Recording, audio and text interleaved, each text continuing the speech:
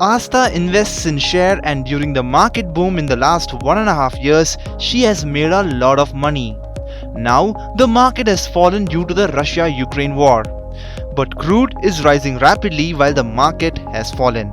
And Asta's portfolio is turning red from green. She had read somewhere that the stock markets and crude go in the opposite direction, and she wants to know the reason for this. She decides to understand it completely and invest in markets only after that. So she started researching about it. She wanted to understand this relationship. She took Nifty and Brent crude. She had a chart in front of her. This chart was showing a weird relation between the two.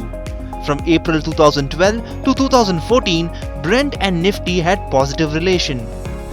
Both moved in the same direction.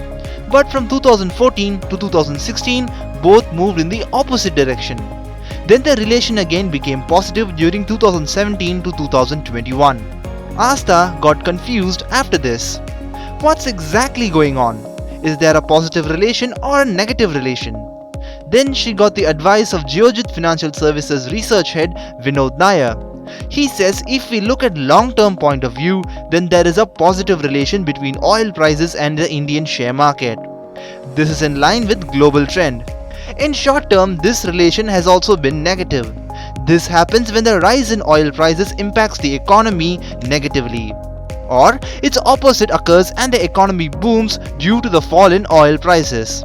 Now Asta has understood the basic relation between crude oil and market, but she wanted to dig deeper. She saw that in the last 2 decades, whenever oil prices increased, then 6 out of 9 times Nifty also went up.